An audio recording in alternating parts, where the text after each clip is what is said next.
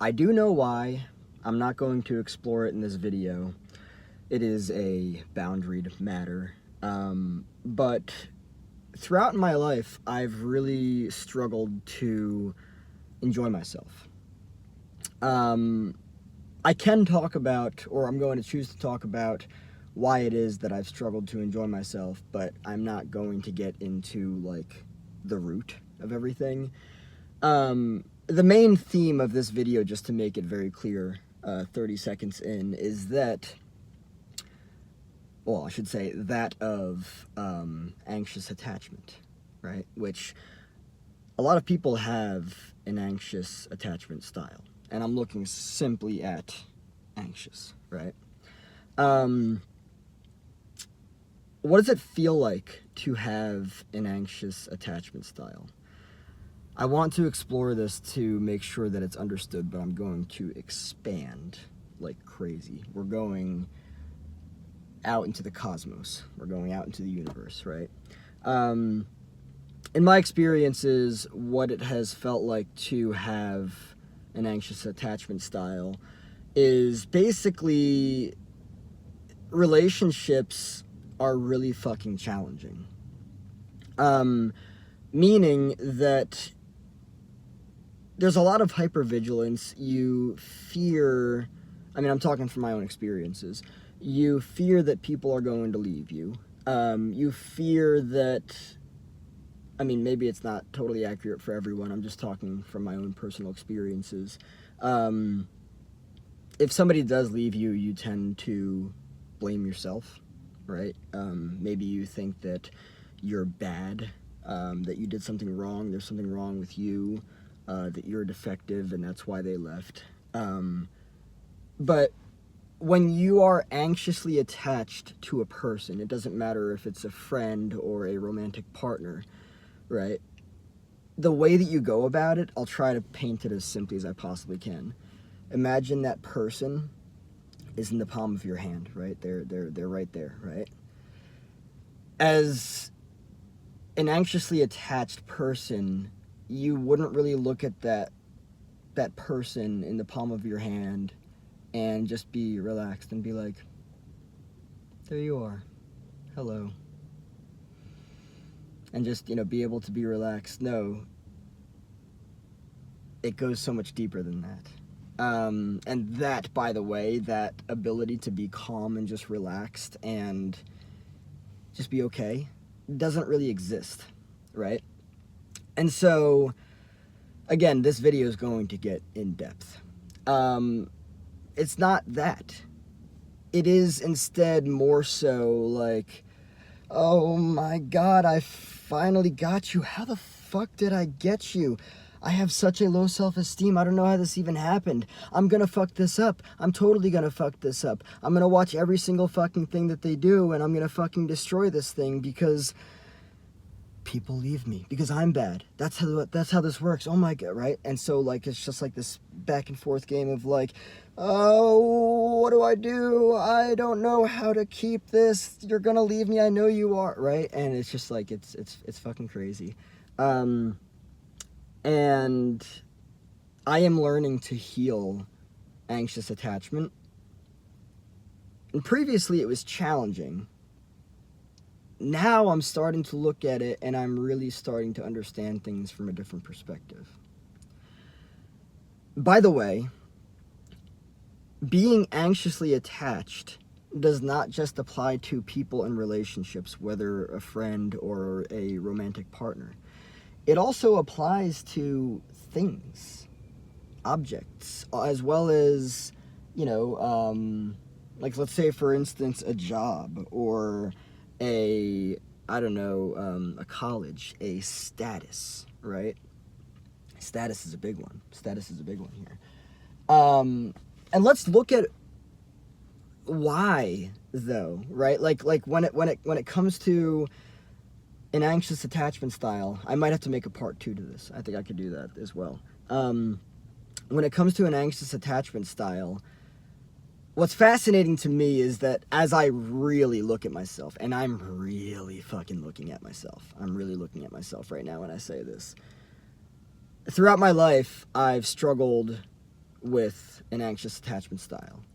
With everything, though, not just with people and relationships, but also with things and, you know, like a job or a status or whatever it is, right?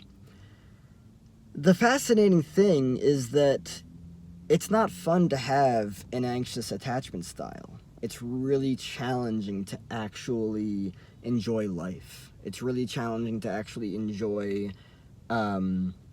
relationships, whether a friend or, you know, a romantic partner. It's really fucking challenging. And the fascinating thing is that, let's look at the word attachment, right? What I've learned about attachment, when you form an attachment to something, right? Something happens between you and that thing, or you and that person, right? The dynamic of the interaction within the relationship changes, right? Maybe depending on how you were raised, and if you have an anxious attachment style, you start to develop, you know, a dynamic of control, right? And that can be really challenging for both parties to deal with, right? And by the way, this is not really, I don't want to say that it's not easy to do, because that might just be a belief. I'm literally just dissolving the shit out of years of conditioning right now. Literally just like fucking multiple layers are just melting the fuck away. If there's something I believe that every individual wants to do on the face of this planet, it's fucking enjoy life. It really is, you know? Physically, we're here for such a short fucking period of time, and it really just goes by like fucking that. Again, it's not fun dealing with an anxious attachment style. But I would also argue that in my own experiences, it's also challenging to look at attachment and do the conscious work of letting go. The fascinating thing that I've learned about attachment is that when you are attached to a person, when you are attached, let's say outcome, right? I made a video recently about how people usually do things at least two ways. They do things because they enjoy it as an end in itself, and they do things to get things. They do things as a means to an end, right? Throughout my entire life, I've spent a lot of time doing things as a means to an end, doing things to get things, right? And so therefore, with that, I was actually very attached to outcome, right? With a lot of the relationships that I held, I did things because I wanted people to like me. I didn't do things because I wanted to. And by the way, I take full responsibility for this. I'm not here to point the finger and be like, they made me do it. Like, no, that's fucking, no. I don't vibe with that. I'm fully responsible for my choices throughout my entire life. Of course, earlier on in life was more challenging because I was far less conscious than I am now. That's just the way that we work as humans. But when you are attached to a person, right?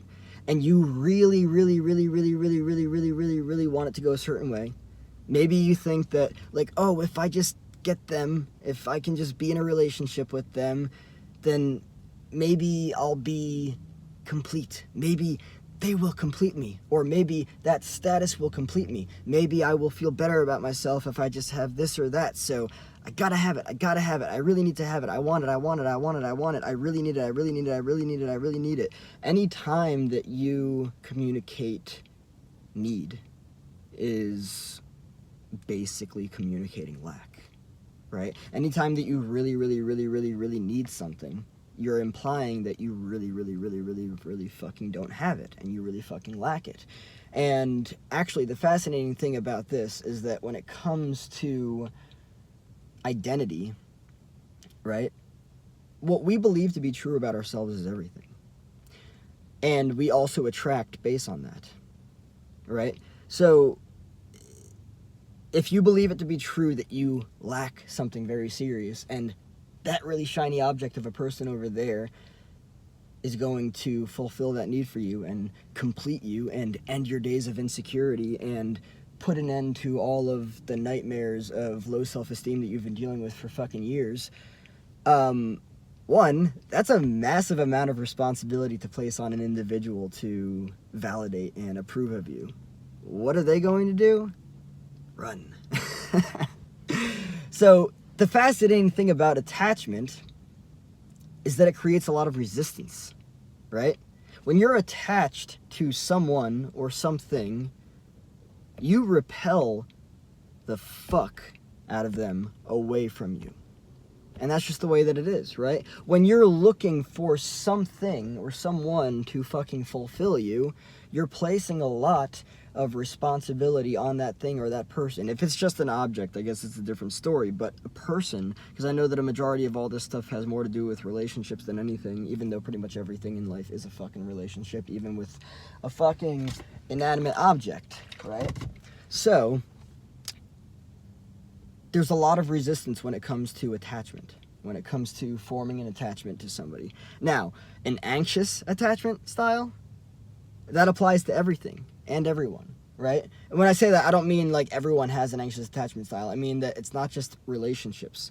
Again, relationships is everything, right? You have a relationship with everything and everyone. That's just the way that it is, right? But if you're anxiously attached to somebody, right? Oh my god, I got him. I don't even know how the fuck I got him. This is fucking crazy. I have a low self-esteem. Are they going to cure that for me? Holy fucking shit. I'm going to place a lot of fucking responsibility on them that they'll fulfill all these different things that I have because I've got this fucking gaping void of insecurity inside of me and I've waited my entire fucking life for someone like this person. And they're going to fulfill everything for me. They're going to fulfill everything. Oh my god. No, they're not. You know what they're going to do? Run. That's what they're going to do. That's exactly what they're going to do. Attachment in general creates resistance. An anxious attachment style, yeah, you can fucking bet your life on it that people are going to flee the fuck away from you and out of your life when you try to place any level of responsibility on them. This is really hard for a lot of people to hear, including myself. Okay? But this is just the reality of the situation. A lot of people are walking around, and I have been here before, and I'm still doing the work to heal this and move on from it, but a lot of people are walking around looking for other people to validate and approve of them. And that's just the reality of it, right? Not everyone, but a lot of people are, right? You don't fucking need to. You don't need anybody's validation and or approval. You just don't. How much of this has to do with how much we craved mommy and daddy's validation and approval growing up, right? And then actually just ended up being narcissistic extensions of them to fulfill their fucking gaping voids of insecurity and low self-esteem inside of them, right? Oh, little Johnny's a fucking, I don't know, honor student with straight A's. Makes me feel so much better, about myself as a parent, rather than just letting the child do what the fuck they want to do, right? Yeah. Attachment and anxious attachment styles, right? I mean, anxious attachment style, it's not good or bad or right or wrong. It is unhealthy because it creates a lot of just fucking unnecessary turbulence in any relationship. But attachment creates resistance. So the other way that a person could go about things is just letting go. Not attaching to an outcome, not attaching to a person, not attaching to something that they think they fucking need. Just letting go and enjoying themselves. This is probably the way that kids try to live. Not even try. They don't give a shit about anything. They're just being a little fucking kid. They're so consumed by whatever the fuck presents itself, and they create things, they destroy things. That's just the way that it is, right? They just have fun, right? It's like we got away from that, and now we're fucking dying with all of these attachments to different things fucking leading us to be fucking sick and get even more fucked up with, fucked up and unhealthy attachments that we have to things that we don't really fucking need. And I'm also speaking from both experience and a trajectory of what I want for myself moving forward. We're so attached to things, you know? No wonder we have such a fucking hard time with life. Oh, if that could just work out for me. Oh, if that could just work out for me. Oh, if that could just work out for me. Once I get that person in my life, I'll feel better about myself. They'll complete me. They'll do this. They'll do that. I'll feel whole and everything, and my troubles will go. No, they won't. Your troubles won't go away. Your shit is nobody else's responsibility to fucking fix. You can't do shit for anybody else. I mean, it's not that you can't do shit for anybody else. It's just that, like, we don't need to save each other. Let's save that for fucking therapy. Right? What I think is necessary to do is to look at attachment, why we attach so much, right? And also so much fucking responsibility. People don't want that fucking responsibility, right? Healthy boundaries in relationships are important, right? That's just the way that it is. And so letting go and just allowing yourself to enjoy yourself and enjoy people and enjoy life, and not to, you know, think that, like, oh, I need to get this person to like me. No, you fucking don't. If there's anybody that you need to get to like you, it's your fucking self. I've struggled with that. And I can imagine you probably have too. I can imagine she probably has too, or he probably has too, or they probably have too. You don't really... I don't know, I just fucking drew a blank. Liking yourself is dope, and I'm learning to. Loving yourself is dope, and I'm learning to. Learning to let go of needing approval and validation from other people is fucking dope.